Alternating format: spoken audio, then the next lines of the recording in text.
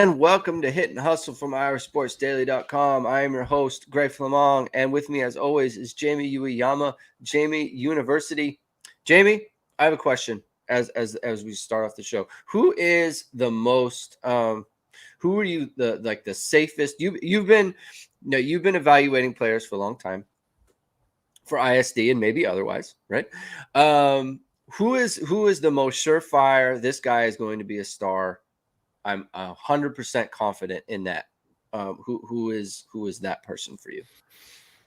Out of all the guys that I evaluated, Just like top of mind. Who is it? I mean, I would say Michael Mayer was pretty. I mean, he was up there. He was up there. I don't know. That's why you're asking the question because he opted out, but like, he's got to be up there. I gotta look at, I guess, the rest of the list of guys, but I mean, top of mind, I think it's got to be. I mean, he's got to be right up there. Yeah, I think so. Like because really, I mean, yeah, I think out of the last, I don't know how many years, I can't think of another guy that I was like, I'd be shocked if this guy wasn't like, he was like, can't miss, going to be an absolute stud. And obviously, he was. Did I think he was? I wasn't sure that he was going to be the best, um, you know, tight end to ever play at Notre Dame, but I knew he was going to be like a great tight end playing the NFL. Like I would have been absolutely shocked if that wasn't the case. I think Rajon brings up Jalen Smith.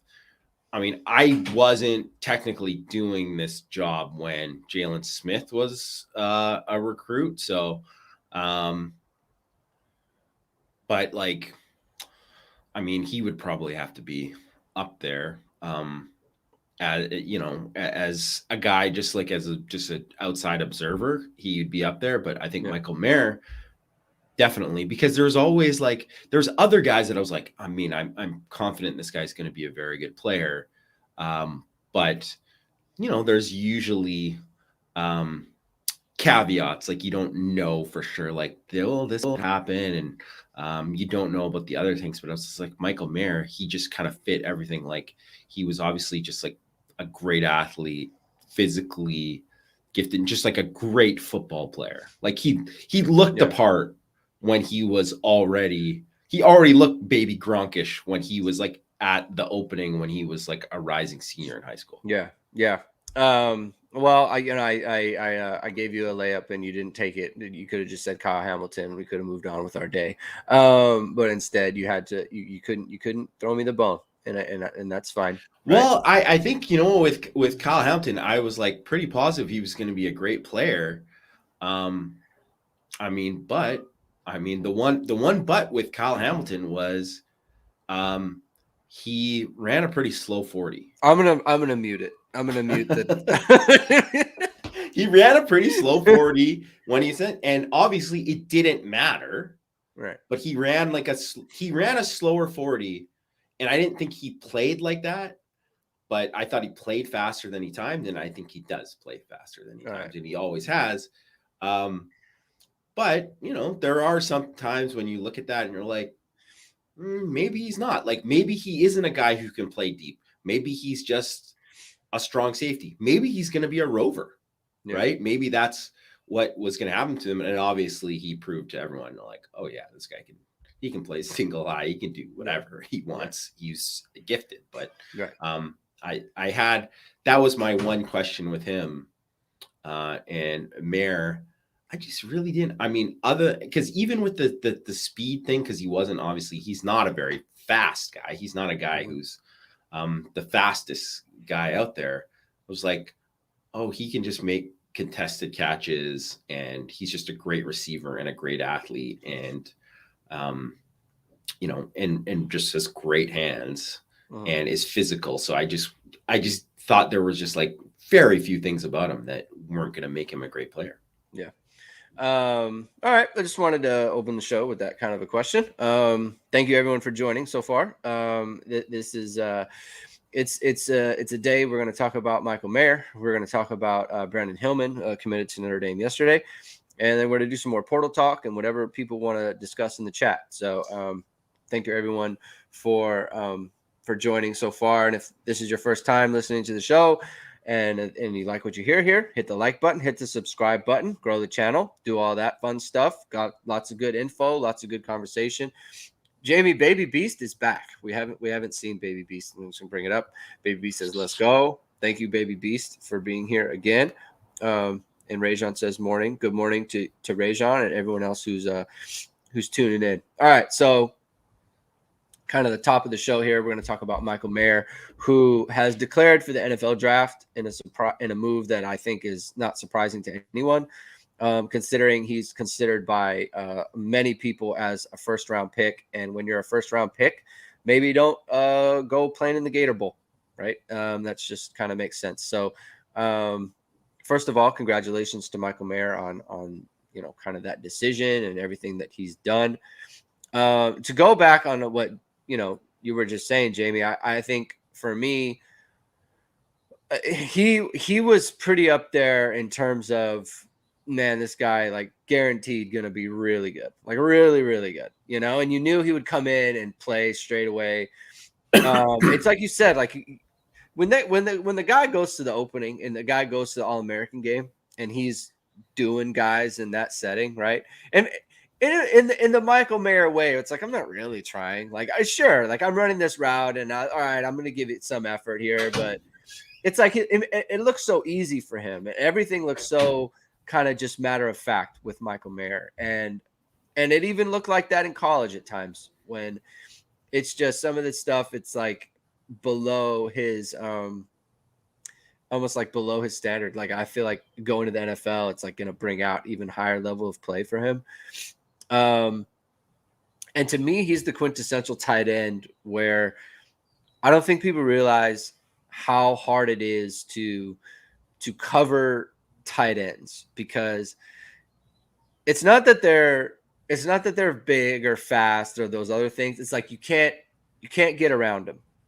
You can't, even if you're on their back, you can't get around their body to actually get to the ball, and they can shield the ball away from you. And you've seen it so many times. It's like the clip I posted on Twitter about, the Drew Pine against USC, throws in a quadruple coverage. One guy is there, and he's there, and he probably thinks he's going to make the play, but he can't quite get around his body. And he hits the ball, but Mayer kind of shields him off, and he hits him, and he hits him as if he hit a wall. Like, literally, the DB just falls off of him. And Michael Mayer was so good at those kind of plays. He was so good at with the way he runs routes, Jamie. He almost wrong foots it. He comes out of his break almost like a half step before you think he's going to. And so as a defender, you're always wrong footed. He's always breaking before you're ready to make your break, which gives him just that little bit of space and which allows him to make the play. And it's very frustrating because it's like, oh, he's going to run an out, but he ran it like just a half step before I thought he would. Yeah. And there he is, that separation, and I'm in big trouble, and that's Michael Mayer, man. He knows how to play the sport. He knows how to play the position. He knows how to get open, really good hands, dynamite competitor. He's the whole package there, right? Became a better blocker. So going to be missed. I mean, most yards, went over 2,000 yards, most touchdowns for a tight end, most catches probably for a tight end. It's just, I mean, in 3 years. In 3 years, right? Like, yep. Notre Dame legend, right? There's no other way to say it. Notre Dame legend. Go ahead. Yeah, I think, what you said about him as a route runner too is really kind of stands out, because I think with most tight ends, even some of the great ones Notre Dame has had over the years, it's very much like, well, make your cut at 7. This is what you're doing. Make your cut at 7. Then, you're running the post, make your cut at 7. It's all like exact. And it's like that for like some receivers, period. Yeah. But you don't see the great tight ends have nuance, right? In terms of like when they cut and they can run those option routes, they can do these kind of things. And he has that. He has that. He has this special like innate ability to understand, how to leverage coverage, right, and how to out leverage things. And he's just a fantastic player and competitor. A guy who played hurt a lot of times too.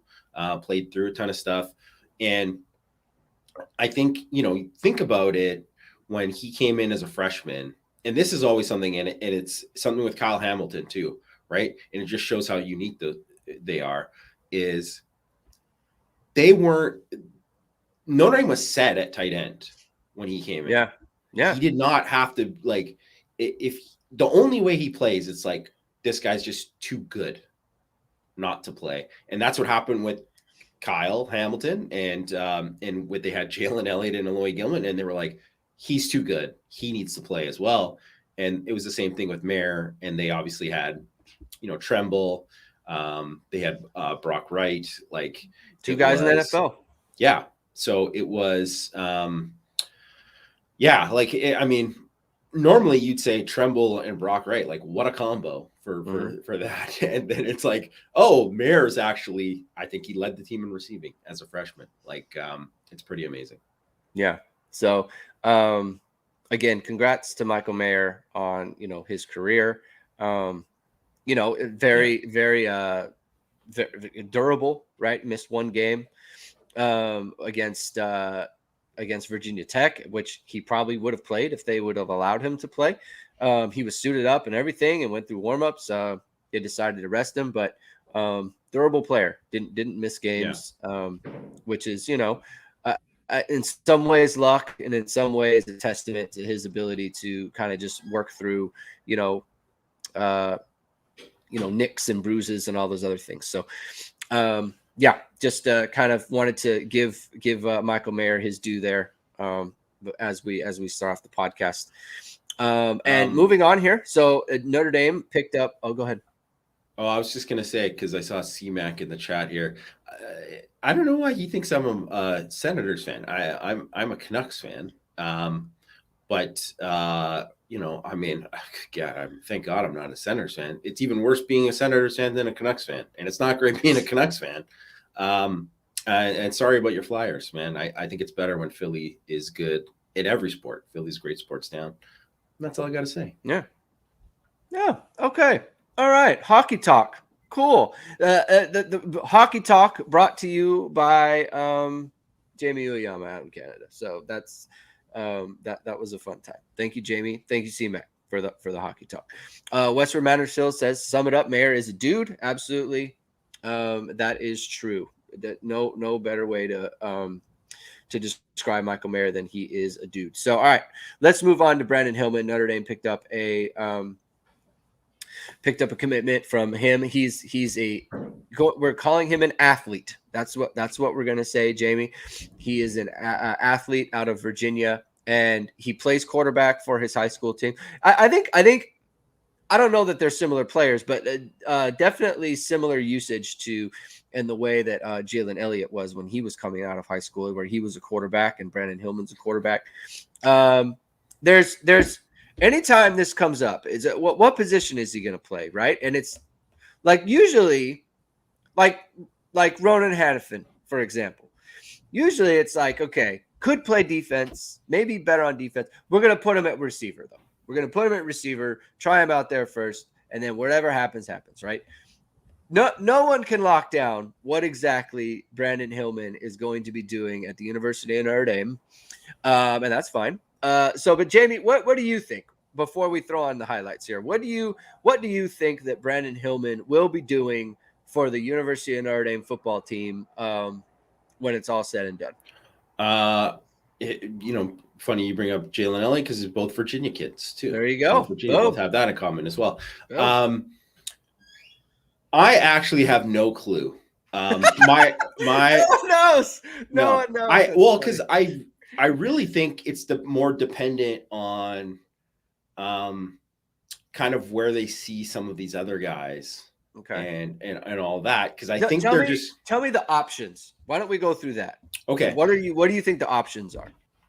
I honestly think he could be anything from. So I think, which it's funny because CJ Procise, another Virginia kid, by the way, Well, it's how kind of like where his journey at Notre Dame went when from safety to receiver to running back. yeah. I mean, that's kind of where you kind of see Hillman at any of those three positions, I think. Mm. And I mean, I could see him as kind of like a rover / nickel linebacker / safety too. Um, and that's kind of like, and really, if you think from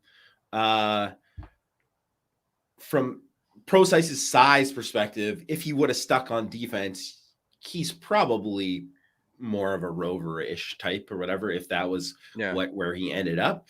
But I think from like, he's just such an explosive athlete that you watch him, and I totally get why people being enamored by his speed and just like him hurdling dudes and then just continuing to run full speed, and what that kind of what that looks like with him on offense. Yeah. And you know, I mean, they're already bringing in as many as, could be as many as 3 backs in the class.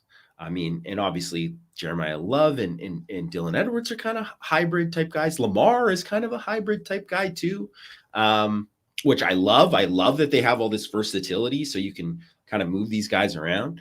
And I think, from the perspective of like that way, like, because you don't know where all those guys, and they're bringing in 4 receivers too, like, I think because of that, I, would think that defense is where I would start him out and kind of take a look from there. And plus, just I think on defense, I think of all these things, and as explosive he is on offense and all this kind of stuff, I think about like what Notre Dame's kind of missing on defense this year. And I think one of the things they're missing is that like super twitched up athlete speed at the second or third level. And that's what I kind of see with Brandyn Hillman. That's like, to me, what you could kind of see with him, and I mean, his defensive highlights too, although I think a lot of it is just him kind of like freestyling, running around. Right. I mean, guy hits like a freight train. Right. All right. Let's get this going. Let's give the people what they want. This is an 8-minute video, which we love. We love the long videos. Here's him at quarterback. This is going to be the, I guess, kind of famous. He clears this guy by a good amount. Yeah, I know. That wasn't one of those things where it's like, it wasn't one of those like, oh, he got the knee just barely went over. Yeah, it was pretty clean. I mean, honestly, when you watch him, and I don't know if did you ever watch Lamar Jackson when he was in high school? Because I remember, no. I remember Lamar. And so I used to have my own website before I started doing this stuff with ISD and 1 Foot Down and all that kind of stuff, and with the 18 Stripes guys. And before I did that, I had my own website, and I did like an eval on it's dead now, so it doesn't exist anymore. But I remember doing an eval on Lamar Jackson. And I wish that it still existed, because I was like, I literally wrote in the thing, this is the best zone read quarterback I've ever seen. And I mean, he was awesome. But when you watch, there's another hurdle, and just like whatever. But I think, CFP Hurts, he's definitely not sticking at quarterback. So don't worry about that. He's not a quarterback. Like, this guy's not going to be a quarterback. Like, he's going to play a skilled position on offense, or a spot on defense, like a second or third level defender on defense. I mean, I think he has that same kind of like, oh my gosh, suddenness, where it's just like, it just hits, and it's just another level that you have there. I mean, he throws the ball all right too. Like, I think he's got a little flick. He's got a little flick to it, and it can go sidearm and stuff. Yeah. Obviously you only see in the highlights, the guy probably threw for like 40% passing or something like that, because I think if he probably was more of a passer, there's a lot of teams that might actually think of him in that way, right? But Yeah, just oh my god. Yeah, I to me, he's one of my favorite guys in the class. Yeah. It's just it is the thing that is like it's hard for me to kind of know what I'm evaluating because I don't know what they want him to do, right? Like, could he be like almost like a JOK type, like rover nickel, where it's like you don't have to, you're playing base all the time, like base 4-3 all the time, but also like 4-2-5 because Yes. you're basically interchangeable, and I think that that's something that has really been missing.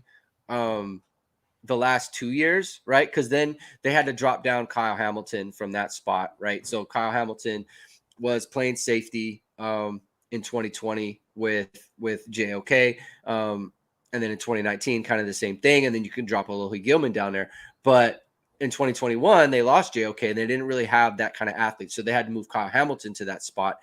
But then you were losing something in the back, right? So there was always kind of something that you were losing there. And so just you can kind of imagine in this class where it's like if they can hang on to Peyton Bowen and you can hang on to, and you add Brandyn Hillman to that. And so it's where it's like you're always in base defense, even though you're always in nickel as well. Yes. Right. Like it's like a hybrid defense that I think was a huge advantage for Notre Dame in 19 and 20. And Absolutely. that went away in 2021. Yeah. And so, and I think, we saw a lot of problems in the running game, in the passing game, and then you add in the problems with like substitutions and everything, because then you have to bring in players, and so it makes it a lot more difficult.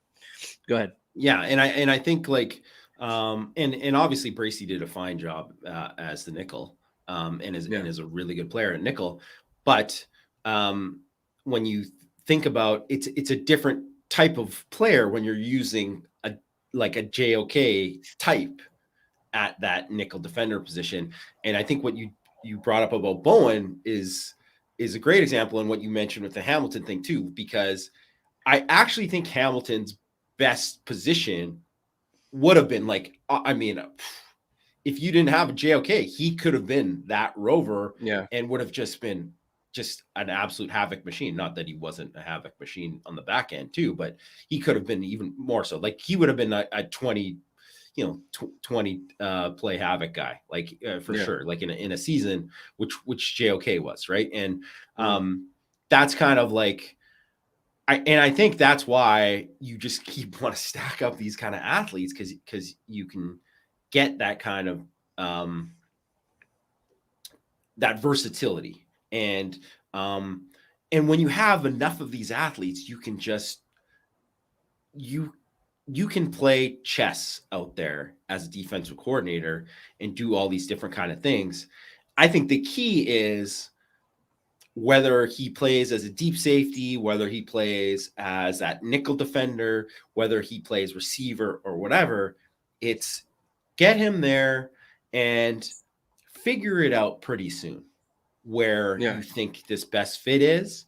And it might not, be open to changing it if it's not going to the thing, but like try to get this guy and train him to be something. Because I think one of the things why Jeremiah Owusu-Koramoah was a freak athlete, a great football player, and anyone who watched his tape from what he did in Virginia, like the guy was like state player of the year. He was phenomenal, right? Like an unbelievable receiver. And like he made like just these crazy like high point catches and stuff too. But like the best thing that happened to him was him choosing Notre Dame, because they already had a position that was going to be perfect for him in rover, and him just sticking at that spot and being able to develop at that spot. Because even when he played in his first year, he still, like, I don't think had a great understanding of the defense. And I don't even want to know what it would have been like if he started somewhere else first and then didn't get there. And then by the end of the year in that season, you could tell like it was really clicking for him. And then obviously the next year he just took it to another level. But like, I think that's the main thing is, get this guy in his right spot and where you think his right spot is. And that a lot of that's going to be dependent on where everybody else fits in the class. But man, he is just a phenomenal, explosive athlete. And I can't wait to see what this guy does at Notre Dame. Yeah, I mean, I feel like they're bringing in so many like terrific athletes on offense too. It's like, so it's almost like if it ends up that, like, look, he's just like too good with the ball in his hands or whatever, then you do it. But I just think that with the class they're bringing in offensively, with all the backs, like you said, the hybrid guys, like they already have a bunch of hybrid guys that they're bringing in. And you have Jeremiah Love, who's a sub 4.4 guy. You have Darylin Edwards, who's a rocket ship. You have Caleb Smith, who's a speed guy. Braylon James, who's a hurdler. So you have like a really good athletes on the offensive side.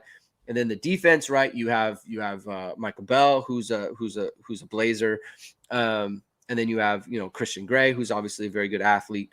And so that you're adding athletes on athletes, and I think in the back end, especially, you want someone of that caliber, right? Whether it's at safety or whether it's at the rover position or whatever kind of hybrid position that they have. I just think the speed of what Notre Dame wants to play with and kind of that type of player on their roster and what they're putting out on the field, I think that's the thing that really can get upgraded, especially defensively, right? And I think that class is that they've brought that into the class. They've got it coming up with Jalen Sneed and Josh Burnham and Prince Coley and that all that stuff. I can't believe I said Prince Coley. I'm taking it from you, Jamie. I know it's Prince. It's Coley, right? Why did I say Coley? Why did I say Coley? I don't know why I said that. I don't know. I always say Coley. Coley, I screw it up all the time. It bugs me. But the point I'm making is that this is the type of athlete that you want to bring into your football team. And I think he would go really well with the defense. And so I think it's a good take for Notre Dame. I think it's a great pickup. Very similar to the JOK thing. I think there's a lot of kind of through lines there. And I think probably longer speed than JOK had. JOK was very twitchy in space, but a long speed guy, I don't know if it was there. So great pickup for Notre Dame. All right, Jamie, portal talk. There was you posted something on Hudson Card on the message board. Someone did Inside Texas did a write up of Hudson Card. I feel like we are talking about Hudson Card as if that is a thing that is like definitely going to happen. And I don't mean that you posted it's good information. That's not what I'm not saying that you're feeding into anything. I'm just saying you found something that is good info on a player that Notre Dame is linked to. And so you're going to share it with everybody. And there's a lot of questions about what exactly is Tommy Rees doing, right? To me, he's not one thing he's not doing is like he's not just being derelict. You know what I mean? Like he clearly has. He's not taking pictures with kids in their Christmas trees right now. Right. He's not taking pictures of the kids with their Christmas trees and stuff. I think they have a plan for him, and I think he's definitely doing something. Yes. But it is all a big mystery, Jamie, and so it's very hush on the QT. Yeah. What do you think about that? I mean, what do you? I like it. First of all, I like it, because I mean, I think it would have been easy to kind of have some, if they were kind of open about it, for it to be not good. You know what I mean? Like for that to be, and I think it's obvious. What's the number one priority for Notre Dame? First of all, here's Tommy Rees. They got Minchie. They got Minchie in the class. They have the 2024 recruit already, right? Yeah. I mean, could he be spending time evaluating 2025 guys? I guess, right? I guess. Could he be going and looking at some more 2024 kids at other positions? Yeah, sure. But what's the most important thing for Notre Dame next season? And really beyond, because it could be beyond in terms of that player staying longer or just kind of setting Notre Dame up to be more successful. It's the quarterback, and it's the transfer quarterback, especially since Pine, opted out. So then, that's not even just in case you have that's not a fallback anymore. Yeah. So now it's you're going to have Buckner, Angeli, Minchie, Ronnie Powell is, he's not going to play, but like he's there too. And who, and that who matters. It matters a lot. Right. And I think, when you look at it, you're never going to get a perfect guy in the portal. Unless Drake May went in, then you're like, okay, then that's a different story. But he's not going to go in. That's kind of been made clear that he's not going to go in. So if he's not doing that, and I don't really see anybody else of that caliber who would even be a possibility, really. There might be like a Sam Hartman or something who goes in or whatever, who's not in right now, out of guys who aren't in, right? The Tulane kid or whatever, right? There could be other guys, but it's, you have to be able to go and find and get like one of the guys that's in right now, and it could be somebody else who isn't, but you have to be able to get one of them, and one of them that you believe has a chance to be that, and what I wrote about in 6 Thoughts, like to be the Penix Jr., to be the Hendon Hooker, the guy to go from like, hey, it didn't work out in this other thing, and he showed flashes, but whatever, but he just needs to get in this right situation. And who's that? So who's that guy that you think that can do that? Or who are the multiple guys that you think you can do that? And get one of them. And that's where it is. And I think like, so Ian Boyd, who works for Inside Texas, who wrote that, who's the guy that I'm buddies with, and he's very good at his job. Great X's and O's guy. Great, really like big picture thinking. Knows the Big 12 extremely well. Obviously knows Texas very well, and knows Hudson Card very well. He thinks that the best fit for Card would be Notre Dame. So that's partially why he kind of wrote that or whatever, right? But does Hudson Card think that? Right. And does Notre Dame think Hudson Card is their top guy? Right. That's kind of the question. And I guess we got to wait, and we still have to kind of wait and see. I think we're still waiting. It's hard. I don't think people are appreciating the difference between Notre Dame grabbing a portal guy this year versus last year, because last year, going into 2021, I guess, is because Ian Book had just left. Okay. No one behind him had taken any snaps, right? So, I mean, Drew Pine had taken a handful, right? But he was a freshman. You had Ronnie Paulus, and then you had Brandyn Clark, who was leaving the program because he had gotten hurt, right?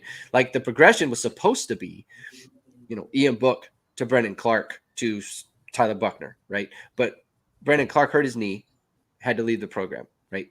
So you didn't have anyone who had taken any snaps, right? And then Tyler Buckner coming in, who was the highly sought after guy, but famously didn't get to play as a senior because of COVID. Had the ACL, only had the 1 year. That's been discussed ad nauseum, right? So there was a pretty clear, like, hey, no one's going to get upset with us bringing in a transfer guy. Like it makes sense for every person's situation, right? For the person coming in and for the two quarterbacks that are kind of in the program ascending, right? Well, this year's different because Buckner has played, right? Pine had played, and then you have Angeli, who was just around, right? Now, because of the fact that Buckner has played a bunch of games, he hasn't started any, but he played pretty much every game in 2021.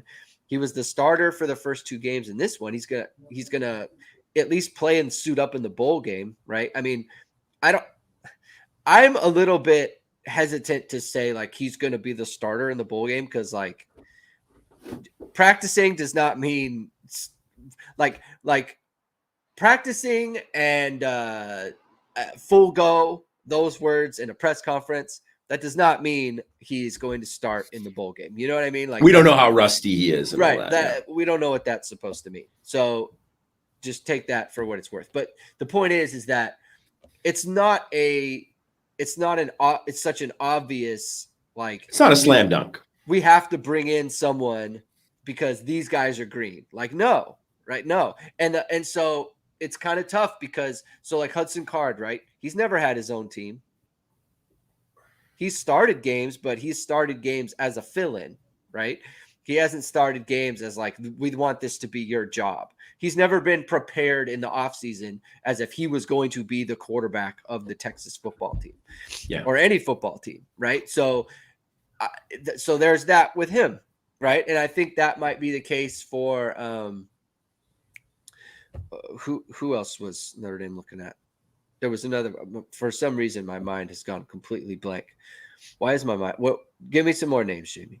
Well, Donovan Leary. Devin Leary. Well, so Devin his Leary. thing is Devin Leary's thing is the injury, right? Like, what is that? Like, you is Notre Dame going to bring in a quarterback who's had an injury problem? So he's Donovan Leary. I don't know why I call him Donovan. That was funny. But so he's had the injury problem, right? You have there's Brandon Armstrong, who had just a horrible year last year. Horrible year. Right. So it's you want someone. So there's DJ Uyeyama. I mean, it's all guys who like have something.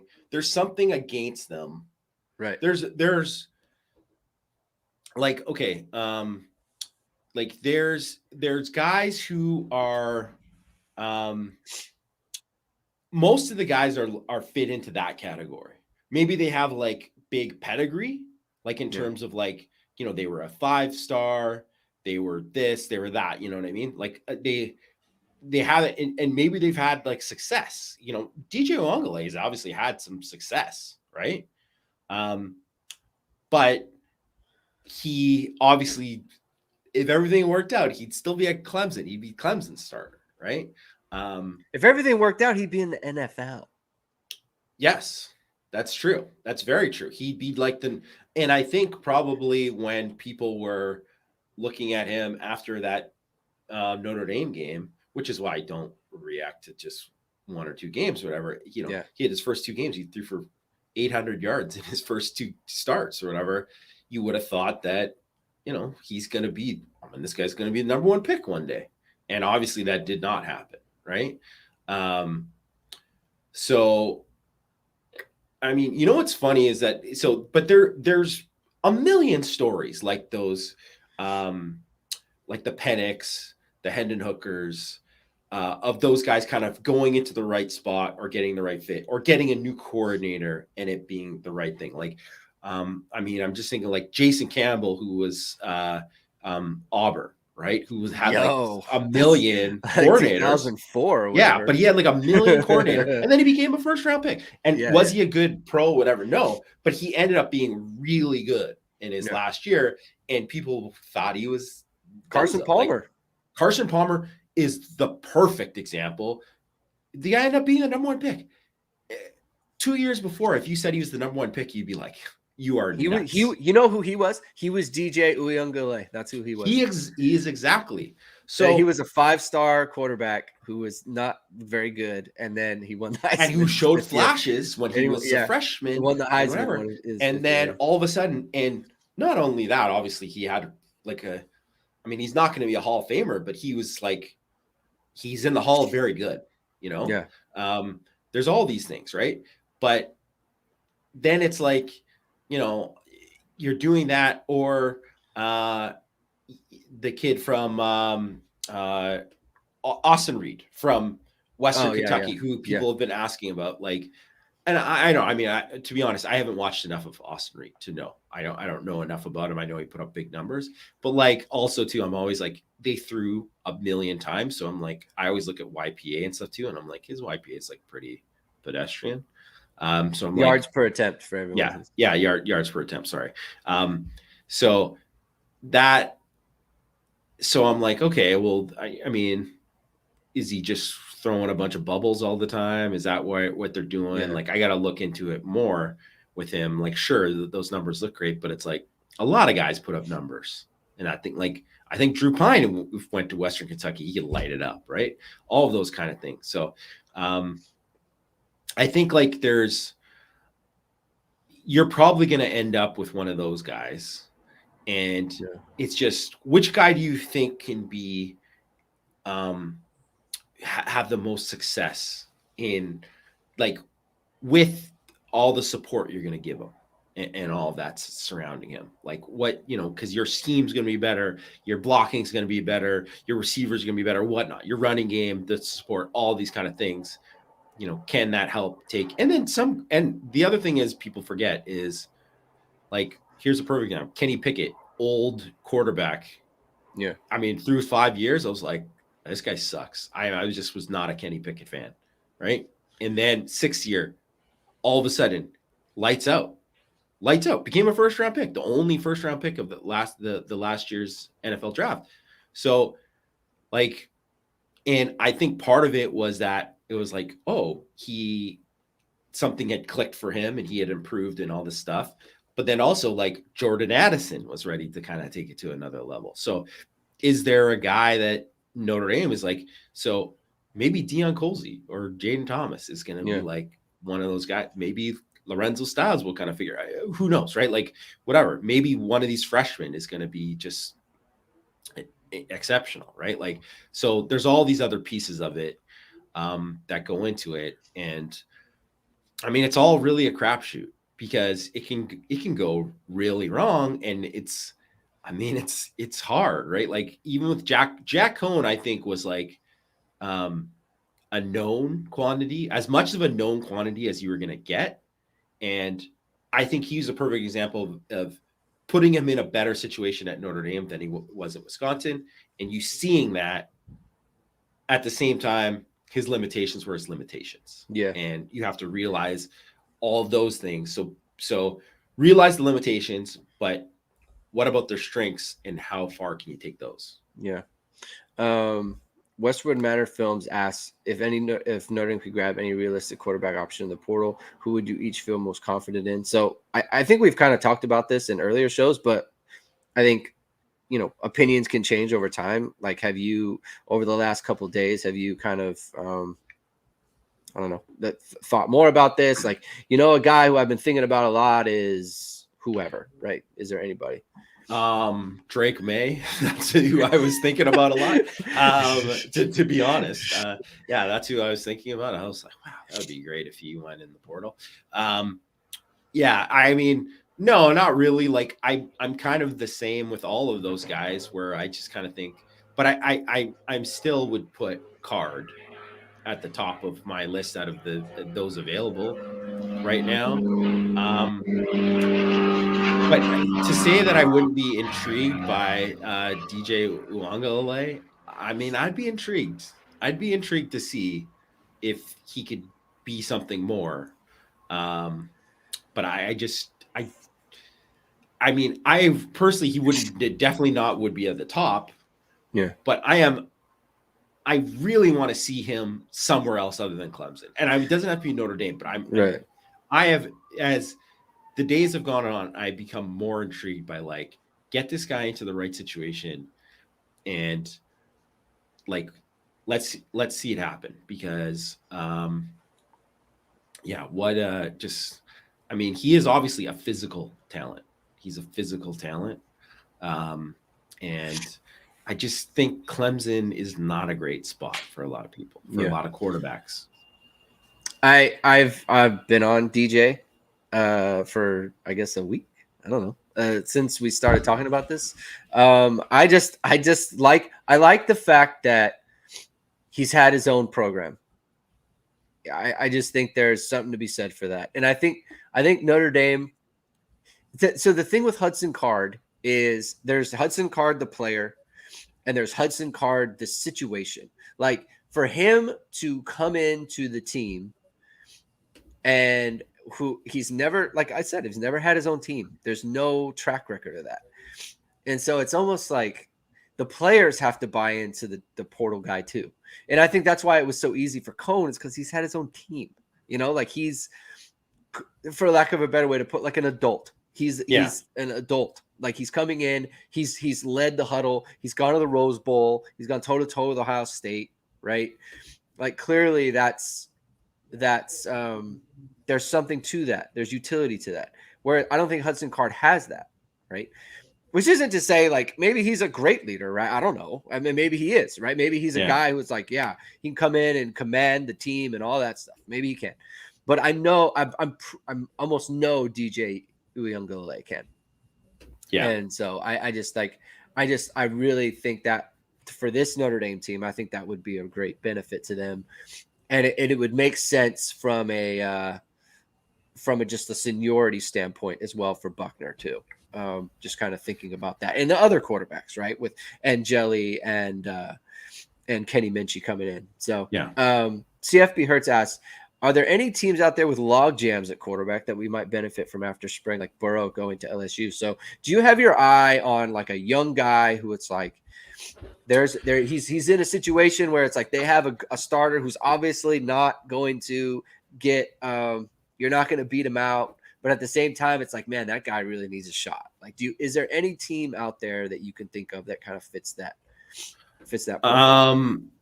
I mean, Ohio State, because they've recruited enough guys that, like, I mean, one of the guys who's going to go into the portal from there is going to be a highly ranked guy. Like, but I mean, because that guy didn't win the job, like, it's completely unknown with so many of those guys, because even though you have like this guy, maybe you really loved him in high school, whatever, but it's like, well, how come he didn't win the job? Is it because the other guy's just exceptional? Like, okay, with Burrow, it was like, okay, LSU took him, but LSU didn't think they were going to get 60 touchdown Heisman winner. Yeah, I mean, that was obviously the short and the long end of the tail, And it was the second year, right? It was the second year that happened. But like, Burrow got beat out, and I know it's easy in hindsight to be like, I mean, why wasn't Burrow the starter or whatever? Well, Dwayne Haskins threw for 50 touchdowns that year. So it wasn't like, and he became a first round pick. So it wasn't like he was just a guy. So that's the other thing. Like, when you look at it from that perspective, maybe there might be somebody who pops in. I haven't looked enough of the thing, but that is a good question. Maybe I ought to look more into that kind of situation. But the other thing is, if it's an undergraduate kid, it's a whole different set of challenges in terms of like, can this guy get in? All these kind of things. Like, that's part of it. That's part of it, right? And is there going to be a graduate guy that comes into the portal after spring? Probably not. So I don't know. I haven't looked at enough of those kind of situations, but like, I'm thinking about like last year, I don't remember a guy like who popped in after the spring. I can't think of anybody. The problem is like Notre Dame can't wait for that long. They can't afford to. They have to have They can't afford to. But even if they say like, struck out on right now, or they there was an injury to that guy. I mean, because that kind of thing could happen. It just happens to people, right? Like, so could they go back in and get something?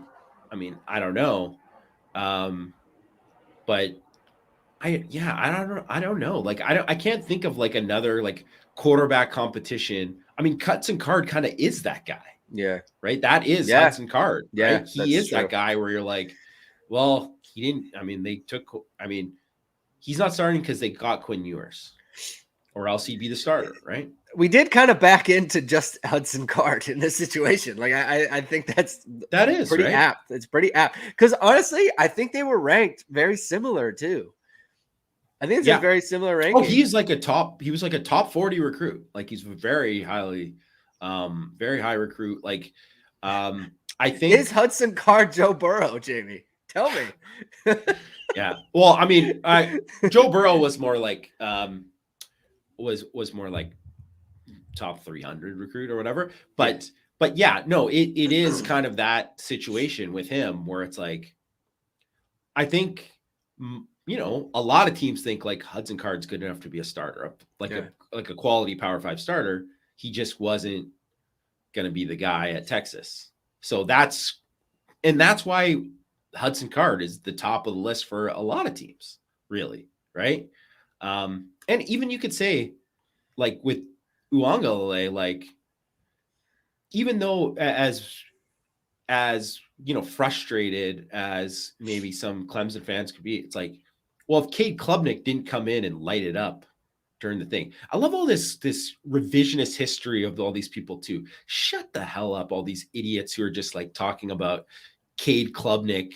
They're like, oh, they obviously should have started him sooner. Yeah, when he came in and threw that pick in the Notre Dame game, they tried to put him in.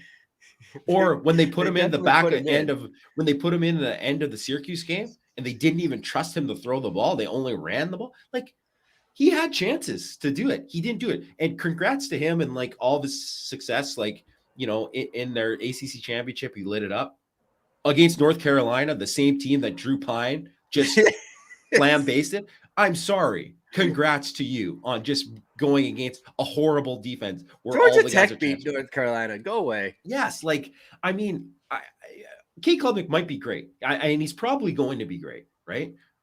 But let's slow it down with all this. He should have been doing this. Imagine if they would have done it sooner. Yeah, they put him in sooner. It didn't work out. Okay, like they did put him in. They put him in. They put him in. It actually went horribly. So I'm sorry. It actually went like what is the worst imaginable? It's like, well, what's the worst gonna happen? To throw a pick from the end zone? Oh yeah. It's actually the only thing that could have been worse is because Justin Admiral was rushing on him. Justin Admiral knocked it out of his hand beforehand, and it was scoop and score. That was literally the only other situation that would have been worse.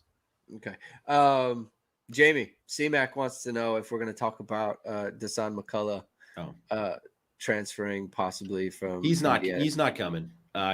He's looking at Oklahoma and Ohio State, I believe. So I don't think he's going to come Notre Dame. Haven't heard anything. No.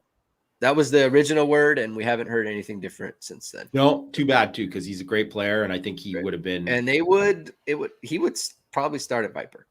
I think he 100% would. I'm a big fan of his. I think he's going to be really good. So it kind of sucks. I think it actually would be better for Notre Dame if he ends up at Oklahoma, because I think he's going to be. But the other thing is too is if he goes to Oklahoma, he has Baby Beast, chill. Okay, we already talked about it. He's happy about Brandyn Hillman, and Westwood Manor Film says that's it. If Cade Klubnik wants to enter the portal, what would take? Okay, so just would take in the portal. All right. Yeah. If that's in his mind, I don't think it is. Matter of fact, I'm almost positive it isn't. But would take. So anyway, continue.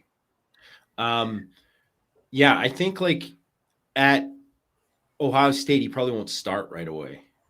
Because they have guys there. And Oklahoma, they had nobody, so he would start right away at Oklahoma. And probably be really good. And then the other thing is like they're gonna, they would have to face him at Ohio State, and so you hope he goes somewhere else. I think Tyler Borgman is asking if we can expand on the McCullough situation. I don't. It's not that I don't know that we're not at liberty to do it. I don't think he wants to come to Notre Dame. I don't think he was never. Okay, here's the other thing. I think this is a thing that I think people assume because his dad is there, and it's like, well, why wouldn't he come? Yeah. Like how people thought he was going to, get out of his letter of intent and then come to Notre Dame. Well, the reason why he can't do that, and the reason why he's not able to why it's not this like automatic slam dunk that he goes to Notre Dame too, is because he wasn't recruited by Notre Dame originally. So there are some kids who have they have all the boxes checked in terms of what they do academically to get into Notre Dame. And so if they're going to transfer, it's not as hard because they have that all the things, but it's like all this. I mean, everybody's heard about like the second foreign language thing you got to do, and all these other specific things for admissions you got to be able to do to get in.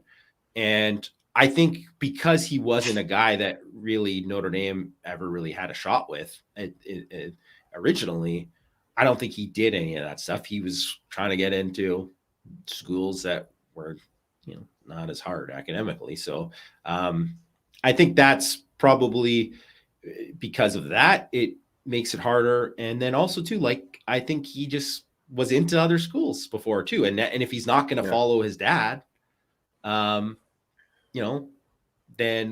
he doesn't need to go to Notre Dame. He can go where he's good enough to go anywhere. So that's basically the best way to look at it.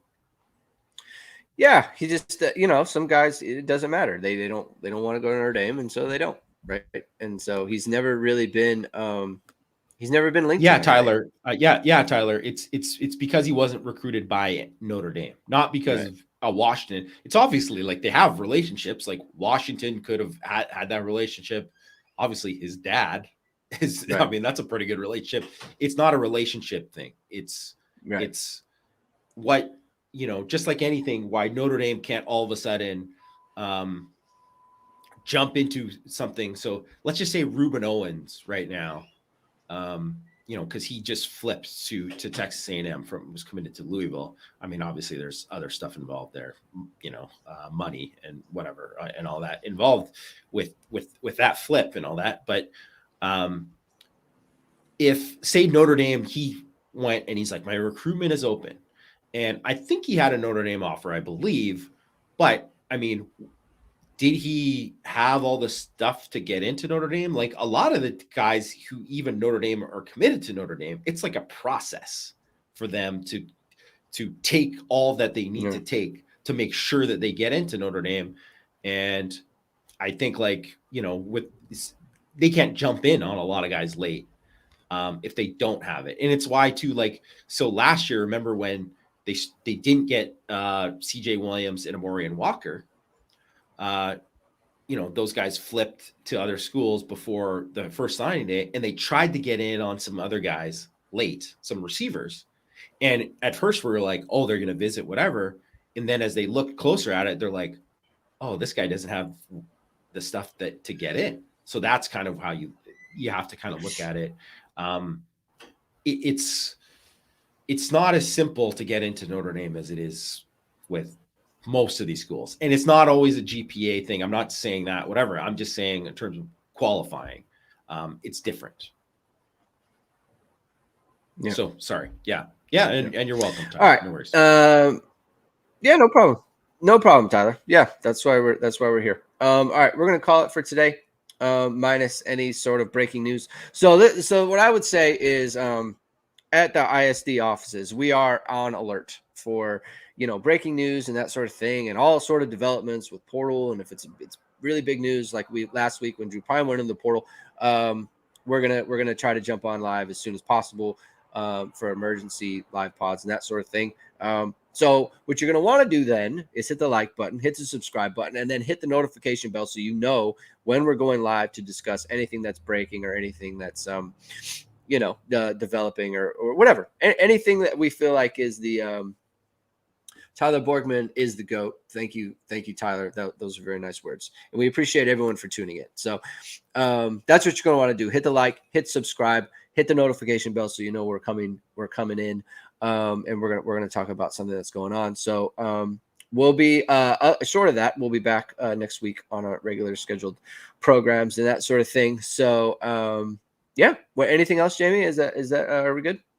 Yeah, we're good. I think unless something pops up out of nowhere. Yep. I mean, I think that's the thing is that I don't think there'll be any big news this weekend, but I think next week is going to be a busy week for busy week next week. Portal type stuff. I think you'll see a lot of that. Rajon, I think you'll see us again on Tuesday. That's our scheduled show. Is our normal time Tuesday, Thursday. But if something pops, then you never know. Yeah, nothing on Sunday, Baby Beast, because there is no morning after recap for games that do not take place. So, all right, guys, thank you very much. Have a good weekend, and we will talk to you next week.